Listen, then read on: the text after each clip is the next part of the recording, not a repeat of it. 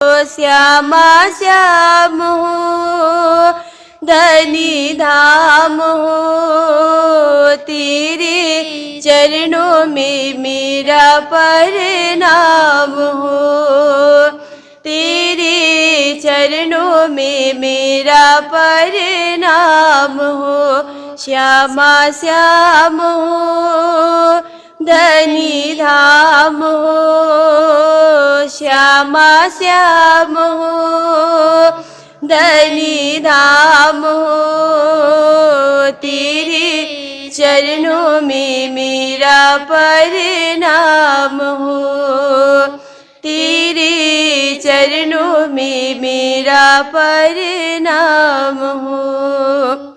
रंग महल में रहना हमारी, रंग महल में रहना हमारी, युगल स्वरूप की छवि जहाँ प्यारी, छवि जहाँ प्यारी। श्यामा श्याम हो धनी धाम हो, श्यामा श्याम हो धनी धाम हो, तेरे चरणों में मेरा प्रणाम हो, तेरे चरणों में मेरा प्रणाम हो।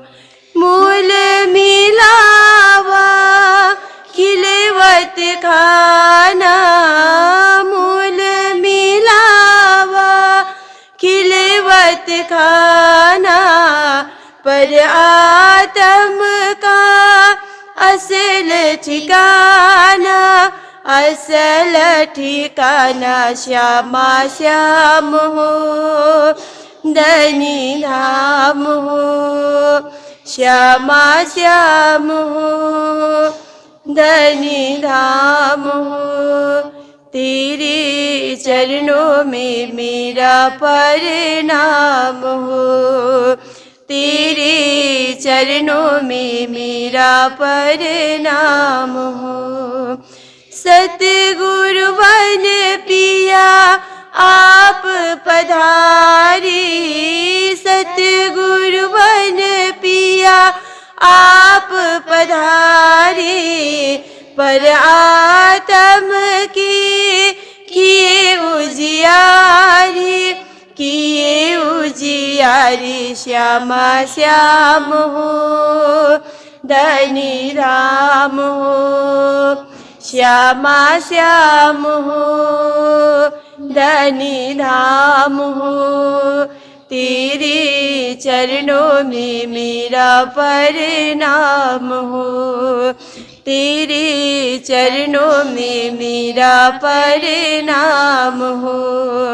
प्रीत पिया की अति सुखदाई, प्रीत पिया की अति सुखदाई, पर निस्वत बिना किसी ने न पाई, किसी ने न पाई। श्यामा श्याम हो धनी धाम हो, श्यामा श्याम हो धनी धाम हो, तेरे चरणों में मेरा प्रणाम हो, तेरे चरणों में मेरा प्रणाम हो।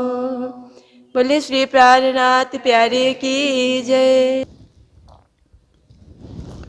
जो ब्रह अमारो होय तमने, तो केम बेसो करार, तम बिना खिन जुग थई, बन भूम थई खाड़ा धार, बन भूम थई खाड़ा धार। बोलो कृष्ण कन्हैया लाल की, श्री निजानंद स्वामी की, श्री प्राणनाथ प्यारे की, महारानी बाईजुराज की, महाराजा छत्रसाल की, गुरुजी मंगलदास महाराज की, श्री कृष्ण प्रणामी धर्म की। तीनों पुरी धाम की सर्व सुंदर साथ की दाज घणी थई देहमा प्रणाम। उपस्थित धर्मप्राण शिरोमणि सुंदर साथ जी, माताएं, बहनें, भाइयों, ब्रह्म बेला, ब्रह्म चर्चा, ब्रह्म ज्ञान, ब्रह्म उपदेश, ये क्या है कि जीवन को पावन करने वाले, जीवन को पवित्र बनाने वाले, सुंदर बनाने वाले सत्कर्म कहा जाता है। सत्संग ही सत्कर्म है, चर्चा ही सत्कर्म है, उपदेश ही सत्कर्म है। उपदेश सुनते ही सत्कर्म में प्रेरित होने का मौका मिल जाता है। देखिए, हम कितना जिएंगे हमारे हाथ में नहीं है। जन्म लेना भी हमारे हाथ में नहीं था और मरना भी हमारे हाथ में नहीं है। कितना जीवन जिएंगे कोई ठिकाना नहीं है, पर इस जीवन को कितना सुंदर बना करके जिएंगे वो हमारे हाथ में है। कितने दिन जीना हमारे हाथ में नहीं है, कितना सार्थक जीना, कितना महिमा मंडित जीना, कितना अच्छा जीना, कितना सुंदर जीना, कितना आनंदप्रद जीना, ये हमारे हाथ में है। बहुत से लोग जीवन को पूजा बना लेते हैं ना, जीवन को इतना पवित्र बनाते हैं जैसे पूजा कर रहे हैं। बहुत सारे इसी जीवन को नरक बना करके रखते हैं। गंदा जीवन, गंदा शरीर, गंदा स्वभाव, गंदा विचार। और कई लोगों का जीवन देखिए, शुद्ध विचार, शुद्ध आहार, शुद्ध स्वभाव, सर्वत्र शुद्ध ही शुद्ध है। उन्होंने जीवन को सजा लिया। जीवन को सजाने से मुख से गाली निकलती नहीं है, क्योंकि आप सोचते हैं, आपकी सोच बताएगी। जिस मुख से वाणी बोलते हैं उस मुख से गाली कैसे बोलें? मुख तो एक ही है ना। जिस थाली में हम खाद्य पदार्थ खाते हैं उस थाली में अखाद्य डाल ही नहीं सकते। इसी तरह जिस मुख से हम चर्चा करते हैं उस मुख से हम गाली निकाल नहीं सकते हैं। पात्र एक ही है। एक ही पात्र से दो कार्य होगा नहीं। दो कार्य के लिए दो अलग अलग पात्र चाहिए। हमने अपने पात्र को धार्मिक बना लिया तो अधर्म के विषय में, अत्याचार के विषय में, द्वंद्व फंद के विषय में हम सोच नहीं सकते हैं। हम सोचते हैं मेल मिलाप, प्रेम, शांति, सद्भाव, एकता, करुणा, विश्वास, ये सद्गुण की सोच हम कर सकते हैं। सतगुणी सोच, सत्संगी सोच। दुर्जन की तरह हम सोच नहीं सकते। दुर्जन लोग उल्टा उल्टा सोचते रहते हैं। सज्जन लोग सीधा सीधा सोचते रहते हैं। सज्जन लोग सदा हितकारी बातें सोचते हैं।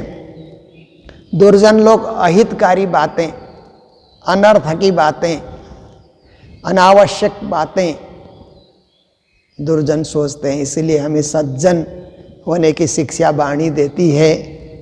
सज्जन होने की शिक्षा सतशास्त्र भी हमें दे रहे हैं, धर्मशास्त्र भी दे रहे हैं।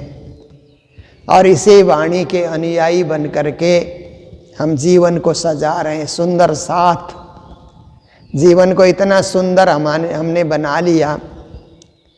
और इतने साथी संगी से हम मिलते हैं मित्रता के साथ। ये साथी केवल संसार का साथी नहीं है, परम धाम का भी साथी है।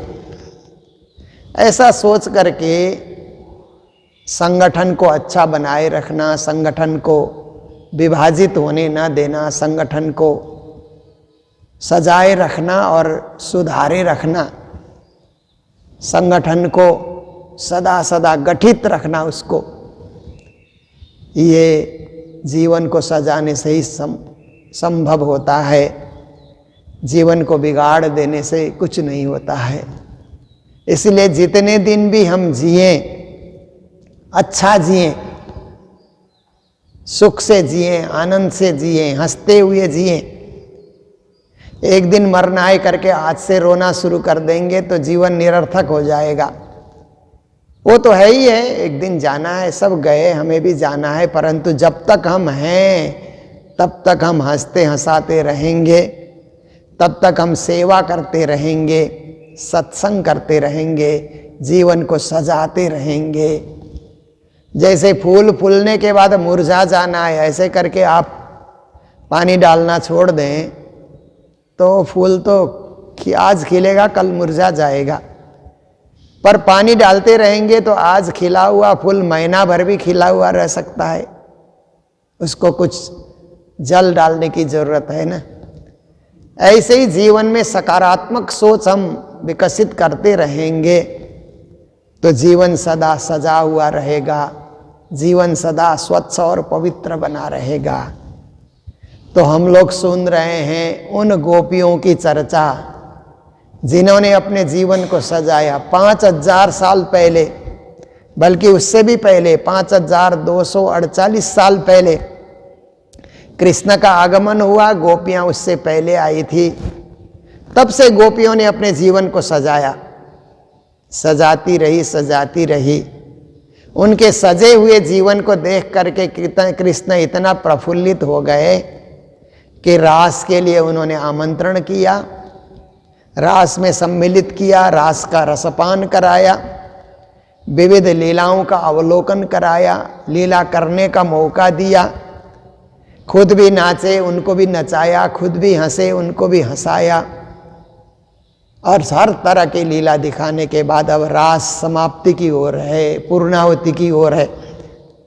ऐसे रास की समाप्ति कभी होती नहीं है, रास तो अखंड है। फिर भी एक लीला का जो प्रसंग चल रहा है उसको समेटा जा रहा है।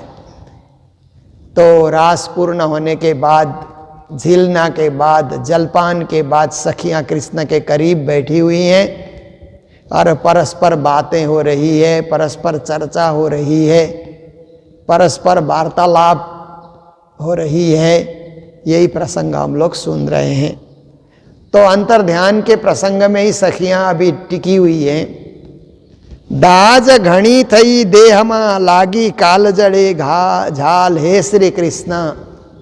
जब आप अंतर्धान हुए न रास के मध्य में, तो हमारे अंदर एक ज्वाला धधकने लगी।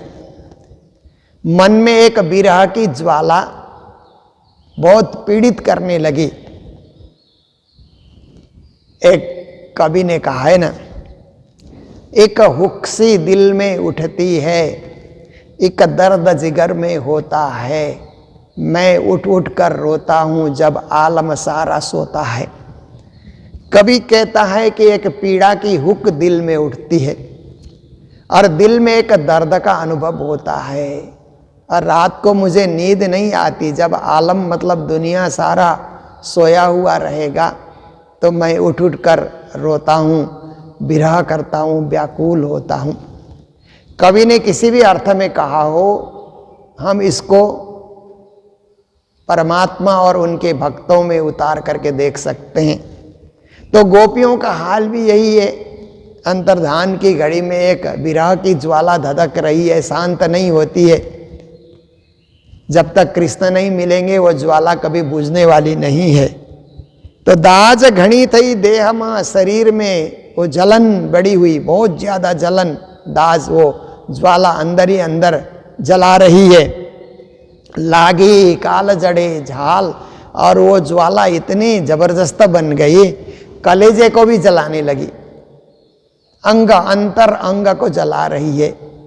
अंतर के जो कोमल कोमल अंग है ना, उन अंगों को ज्वाला एकदम पीड़ा पहुंचा रही है। जानू जीव नहीं रहे, ऐसा भी अनुभव हो रहा था कि थोड़ी देर में जीव निकल जाएगा, प्राण निकल जाएंगे, प्राण पखेरु उड़ जाएंगे। ऐसी स्थिति हो रखी थी कि अब कृष्ण के बिना कैसे रहेंगे, क्या करेंगे। एक एक श्वास में तो कृष्ण बसे हुए थे। अब निरर्थक श्वास लेकर के क्या करना, क्या अर्थ है इसका। इस तरह से निसरसे तत्काल ऐसा भी अनुभव होता था कि श्वास निकल गए तो श्वास दोबारा आए ना आए कुछ पता नहीं है। ना जाने इन श्वास को आव न होए न होए, हम लोग गौरी में गाते हैं ना सायंकाल।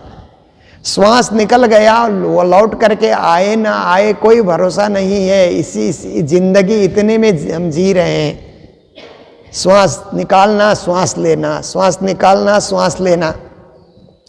जो श्वास निकल गए वो वापिस ना आए तो कहाँ हम जिएंगे, पल भर भी नहीं जिएंगे।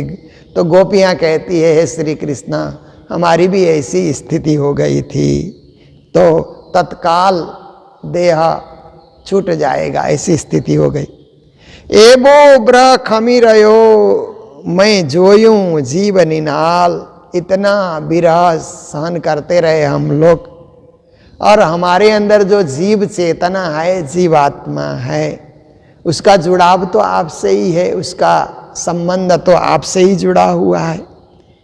आशा हमने नवमु के, फिर मन में एक आशा है, भरोसा है, विश्वास है कि कृष्ण फिर आएंगे। क्योंकि आशा से ही तो लोग जीते हैं ना इस संसार के अंतर्गत। जितने बीमार लोग हो जाएं, बीमार लोग निराशा की घड़ी में चले जाएं, उनको निराशा छा जाए तो वो जिएंगे नहीं, मर जाएंगे। आशा से ही लोग जीते हैं कि हम ठीक होंगे, अच्छे होंगे, बीमारी से हम लड़ेंगे और बीमारी को हम जीतेंगे। ऐसी आशा और ऐसी भरोसा, पूर्ण भरोसा हो जाए तो व्यक्ति ठीक भी हो सकता है। तो सखियां कहती है कि एक ही आशा, एक ही भरोसा कि श्याम सुंदर फिर आएंगे, आएंगे, हमें ढूंढते हुए आ जाएंगे, हमें अकेले छोड़ करके नहीं जाते। नहीं तो देह छाड़ूं तत्काल, शरीर छोड़ने का मन भी होता है कभी कभी, परंतु एक मन कहता है शरीर छोड़ो छोड़ो, दूसरा मन कहता है कि नहीं नहीं श्याम सुंदर आएंगे, उनके भरोसे रहो, सांस लेते रहो, अभी सांस छोड़ने की कोई ज़रूरत नहीं है, वो लौट करके आएंगे और हम हमारे मरे हुए अवस्था, मृत अवस्था को देखेंगे तो श्याम सुंदर बहुत पछताएंगे, रोएंगे कि मेरे कारण इन सखियों का देहांत हो गया, उनको बड़ा दुख होगा। इसलिए अंगनाओं का धर्म यही है कि अपने प्रियतम को दुख न दे, कैसे भी करके किसी भी परिस्थिति में अपने प्रियतम को दुख दे ही नहीं। उसी को तो अंगना धर्म कहा जाता है, सखी धर्म कहा जाता है। इसलिए देह हमारा नहीं छूटा। तमे केसु जे एम कहे छे नेचे जानो जीव माए। तो सखियां उस समय कहती है कि हे श्याम सुंदर, आप कहोगे कि सखियां मैं तो वहीं था, परंतु निश्चय ही आप नहीं थे। हमारे अंदर जो जीव है ये कभी विश्वास नहीं कर सकता कि आप वृंदावन में ही थे, इसलिए आपके बिना हम नहीं रह सकते, ये बात तो निश्चित है। जी नहीं सकते, पल भर भी नहीं रह सकते, ऐसी हमारी स्थिति हो गई थी। तमारा सम जो तम बिना एक अदखिन्न मैं न खमाए। हे श्याम सुंदर, आपकी कसम है, हम सौगंध खाते हैं आपके नाम से, आप विश्वास रखिए कि बिना श्याम सुंदर के हम जी नहीं सकते हैं, रह नहीं सकते हैं, पल भर भी नहीं रह सकते हैं। ब्रज में भी आपके दर्शन करते हुए हम काम करते थे, घर का काम करते थे, आपको याद करते रहते थे। रास में भी आए तो आपके ही चरणों में, आपके लिए तो हम हैं, आपकी सेवा के लिए, आपकी खुशी के लिए, आपकी प्रसन्नता के लिए हम सब सखियां हैं।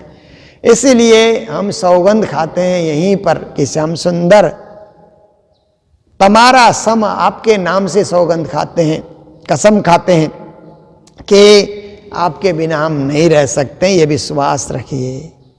सखियों तमे साचू कयूं ए बीती से मुने बात। अब कृष्ण जवाब देते हैं कि हरी सखियों, तुम लोग जो बोल रही हो ना, ये सत्य बोल रही हो, इसमें किसी प्रकार से झूठ का प्रवेश नहीं है।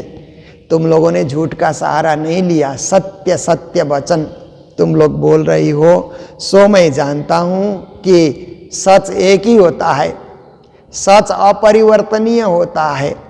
सच में बखत बखत में बातें नहीं बदली जाती है, एक ही बात दोहराई जाती है, उसी को सत्य कहा जाता है। ये बीती से मुने बात, कृष्ण कहते हैं सखियों मेरे में भी तो ऐसी स्थिति बीतती है, जब तुम लोग दूर होती हो तो मैं भी तो तुम सबको याद करते हुए परेशान हो जाता हूँ। ऐसी स्थिति मेरे जीवन में भी आती है। तमने ब्रहुपनु मारो हूँ कहूँ तेनी भात। कृष्ण कहते हैं तुम सब मेरे विरह में द्रवित हो गई सब सखियाँ, पर मेरी स्थिति को भी तो कोई समझे, क्योंकि मुझमें भी तो कोई ना कोई घटनाएं तो घटती है, मेरे ऊपर भी कुछ आपा बीती होती है। तुम्हारी तो तुम सुना रही हो, मेरी कौन सुनाए और मेरी बात कौन सुने। आपन रंग भर रमता वृख आड़ो आब्यो खिना एका। अब कृष्ण ने जवाब दिया कि अंतर्धान कैसे हुए, इसका जवाब देते हैं कि हे सखियों, हम लोग आनंद से रम रहे थे, खेल रहे थे, मस्ती कर रहे थे, गा रहे थे, उमंग और उत्सव मना रहे थे। खेलते खेलते बीच में एक वृक्ष आ गया, वृक्ष आड़ो आब्यो खिना एका। थोड़ी देर के लिए बीच में एक वृक्ष आ गया। तुम लोग वृक्ष के उस तरफ नाच रही थी, मैं वृक्ष के पीछे नाच रहा था। हम लोग थे इकट्ठे ही नाच रहे थे, परंतु नाचते नाचते बीच में वृक्ष आ जाने के कारण वृक्ष ने हमें छुपा दिया और हमारे लिए तुम लोगों को छुपा दिया। वृक्ष ने खड़ा हो गया वृक्ष बीच में। इसलिए तमे प्रेमे जानू कई युग बीता। प्रेम में पागल होने के कारण तुम लोगों ने सोचा कि कई युग बीत गए। एम दिठा दुख आने का, इसलिए तुम लोग दुखी हो गई, पर इतना बहुत लंबा वक्त नहीं बीता था। बस हम लोग नाच ही रहे थे उमंग में, तुम भी नाच रही थी, हम भी नाच रहे थे, बीच में वो वृक्ष खड़ा था। अब सखियों ने सोचा कि वृंदावन में तो अनेक वृक्ष, 188 वृक्ष के नाम तो श्री कृष्ण खुद बता गए, सारा वृंदावन घुमा करके दिखाया, कोई वृक्ष भी आड़े नहीं आता है, हर वृक्ष पारदर्शी है, कृष्ण को नहीं छुपा सकते वृक्ष। वृंदावन के चैतन्य वृक्ष कृष्ण को कहाँ छुपा सकते हैं, कृष्ण को छुपाने की ताकत उनमें कहाँ है, वो सब पारदर्शी हैं। वृक्षों के माध्यम से भी कृष्ण के दर्शन हो सकते हैं। तो ऐसा कौन सा वृक्ष वृंदावन में खड़ा हो गया कि जिसने कृष्ण को ही छुपा दिया। तो सखियों ने मन ही मन अनुभव किया, वो वृक्ष वृंदावन का कोई ठोस वृक्ष नहीं है। हमारे मन में जो सात्विक अहंकार आया, वो अहंकार रूपी वृक्ष ही कृष्ण को छुपा गया। हमारे मन में एक अहम भाव आ गया कि नाचने में हम कृष्ण से भी चतुर हैं, कृष्ण से भी आगे हैं, गाने में भी कृष्ण से हम ज़्यादा तेज गति से गा सकते हैं, दौड़ने में भी कृष्ण से ज़्यादा दौड़ सकते हैं, हर कार्य में हम कृष्ण से आगे आगे हैं, रास में। ऐसा करके जमुना जी के झीलना में भी हम ज़्यादा जल उछाल सकते हैं, कृष्ण से अधिक जल उछाल सकते हैं। सेवा में भी हम आगे हैं, खेलने में भी हम आगे हैं, बोलने में भी हम आगे हैं, नाचने में भी हम आगे हैं। ऐसे करके हमारे अंदर ही अंदर एक अहम जागृत होने लगा। सात्विक अहम है वो, कोई राजसी अहम नहीं है, तामसी अहम नहीं है। तामसी अहम तो ध्वस्त करने वाला होता है, राजसी अहम भी रागात्मक बना देता है, पर एक सात्विक अहम, मन में एक सतगुणी अहंकार आ गया, क्योंकि सतगुणी लोगों में भी एक अहंकार जागता है कभी कभी। ये हम इस प्रसंग से समझ सकते हैं कि हम पूर्ण सतगुणी हैं, बोलने से भी कहीं न कहीं मन के किसी कोने में अहंकार छुपा हुआ होता है। इसलिए जैसे गुरुजी मंगलदास जी ने इसलिए मंगल सूक्ति में कहा कि मेरे में कोई अवगुण नहीं है, कहना भी एक प्रकार से अवगुण ही है। ये जो गुरु जी का वाक्य है बहुत ही गहरा वाक्य है और रास की इस बात को पुष्टि करने वाला वाक्य है। तो सखियों को लगता था हम में अहम नहीं है, पर कहीं ना कहीं कृष्ण को अहम दिखलाई दिया, इसलिए अंतर्धान हो गए। तो सखियों को लगा कि मन में अहम रूपी वृक्ष खड़ा हो गया, उसने कृष्ण को छुपा दिया। हम लोगों ने रो रो करके विरह कर करके उस अहम रूपी वृक्ष को ढहा दिया, फिर कृष्ण सामने प्रकट हो गए। इसलिए हम कभी आना ही नहीं चाहिए मन में, ये सखियों को उस समय पूर्ण विश्वास हुआ। तो कृष्ण कहते हैं देखो सखियों, ज्यारे पसरी जोग माया मैं इच्छा की दी तमतणी। जब मैंने बंसी बजाई, 52 दिन के बाद मैंने बंसी बजाई तुम सबको बुलाने के लिए, तो बंसी की आवाज़ सुनते ही तुम लोग निकल पड़ी, घर से दौड़ पड़ी, क्योंकि तुम्हारी तीव्र इच्छा मुझसे मिलने की तुम्हें सता रही थी, इसलिए तुम लोग निकल पड़ी। और बंसी बजाते बजाते मैंने योग माया का आह्वान किया कि योग माया, इस वृंदावन में तो नित्य रास, महारास, दिव्य रास की लीला हो नहीं पाएगी, ये पंच भौतिक धरती है, इसलिए दिव्य वृंदावन की रचना करो, वहाँ जा कर के हम रास करते हैं। तो जो योग माया ने सारा उपक्रम किया, सारी तैयारी कर ली, सारी सजावट कर ली, पल भर में ही सारा काम हो गया। फिर कृष्ण को भी योग माया का ही स्वरूप मिला, कृष्ण ने भी योग माया का स्वरूप धारण कर लिया उन्होंने, और राधा रानी को भी योग माया का स्वरूप धारण कराया गया, सारी सखियों को योग माया का स्वरूप दिया गया, दिव्य चैतन्य स्वरूप दिया गया। तो वहाँ भी, यहाँ भी कदम के वृक्ष में कृष्ण बंसी बजा रहे थे, और नित्य वृंदावन में भी सखियाँ पहुँची तो कदम के वृक्ष में ही कृष्ण बंसी बजा रहे थे। तो कृष्ण कहते हैं ज्यारे पसरी जोग माया मैं इच्छा की दी तमतणी। जब जोग माया का विस्तार हुआ, तुम लोग कब आओगी, कब पहुँचोगी, मेरी बंसी ध्वनि सुन करके ये इच्छा लेकर के मैं बंसी बजाता रहा हूँ। बेन लाऊं तिहाँ लगे मुझ ऊपर थई घनी। बंसी में बजाता रहा, राग छेड़ता रहा, सखियाँ अभी नहीं पहुँची, अभी नहीं आई, थोड़ी देर में आएंगे, मैं प्रतीक्षा करता रहा। तो मेरे लिए भी वो प्रतीक्षा की घड़ी बड़ी लंबी हो गई कि कितनी देर तक हम बंसी बजाते रहें, कब पहुँचेंगी सखियाँ, क्योंकि योग माया तो श्रृंगार करा रही है, उसके बाद उनको आना है। एक पल माए रे सखियों, अरे सखियों, एक पल में ही कल्प अनेक बीतता, ऐसा लगता है कई कल्प बीत गए, पल भर में कई कल्प बीत गए ऐसा लगता है। आप देखिए ये अनुभव संसार में भी कभी कभी होता है, दुख की घड़ी आ जाए तो समय बीतता ही नहीं है, सुख की घड़ी में तो समय जल्दी बीत जाता है।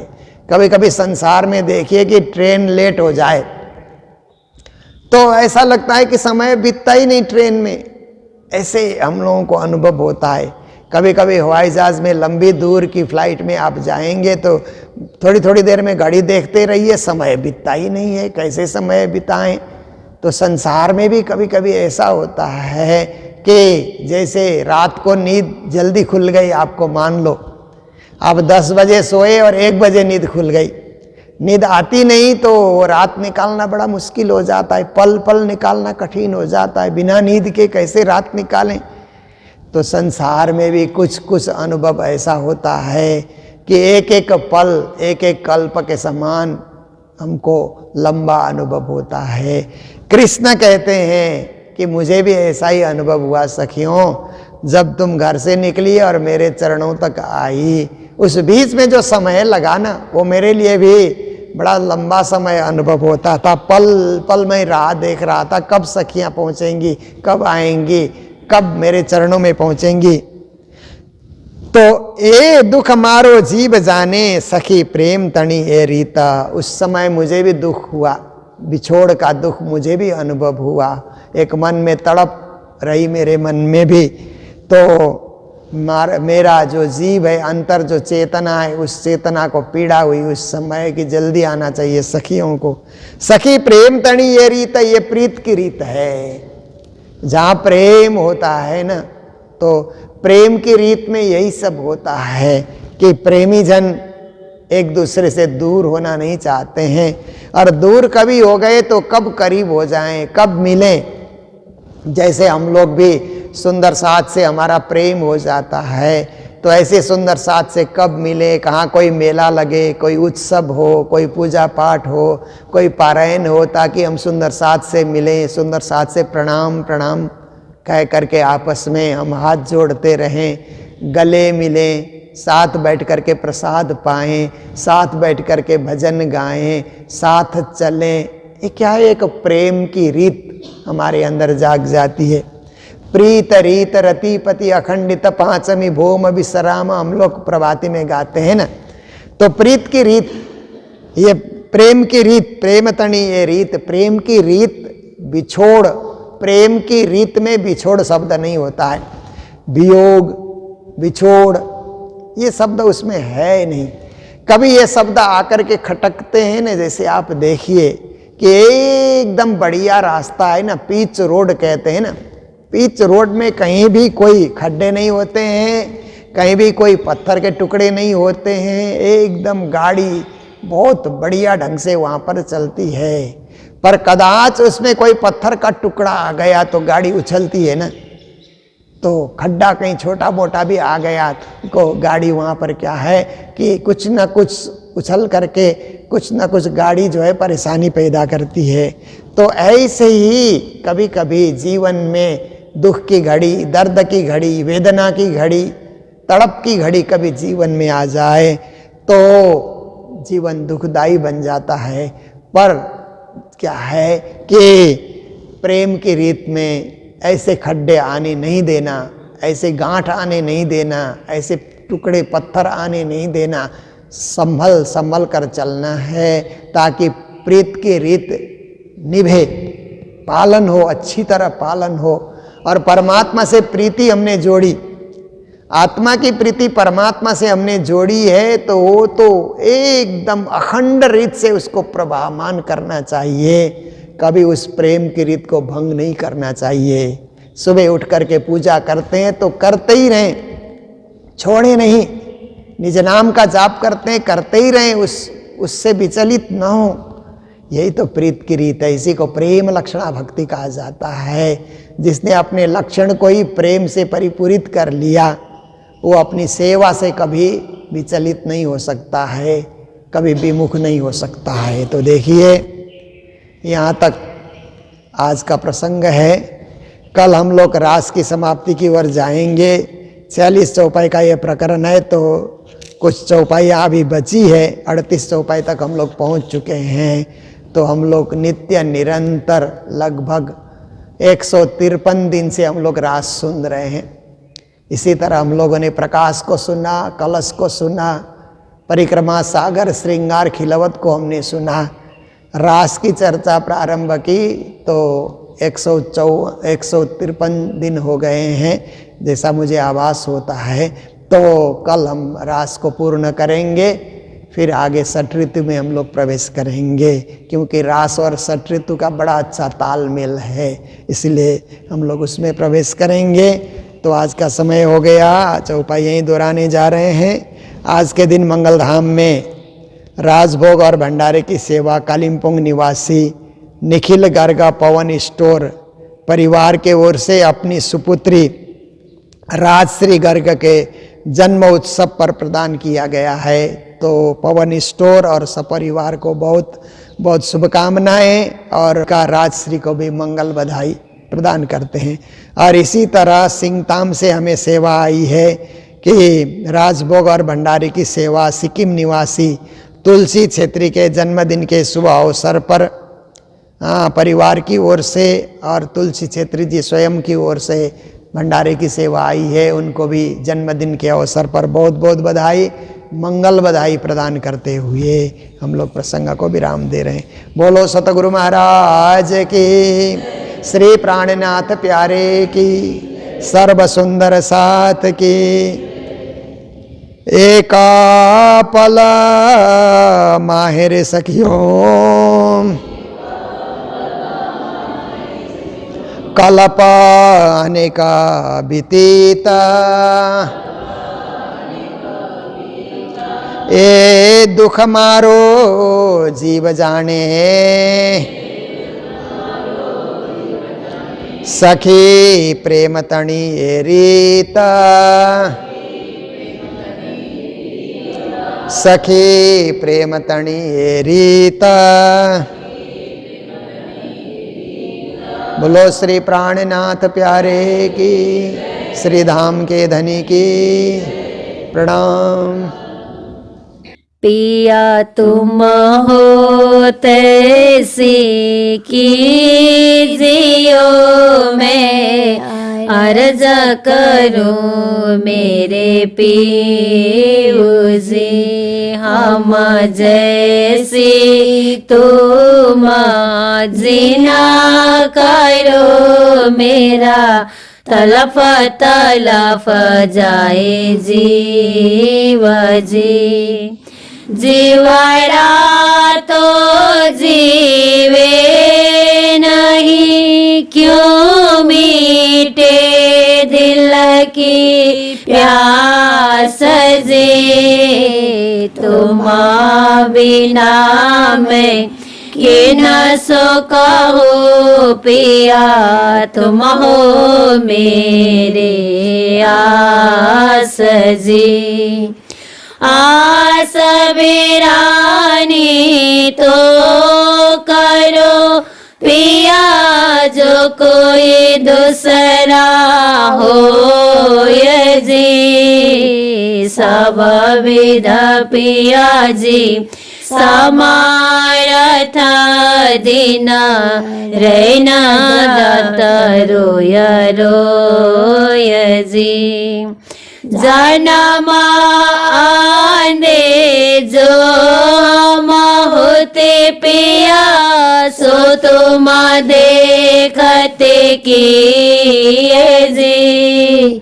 जब तुम आप देखा होगे, तब देखेंगे नैना मारे जी।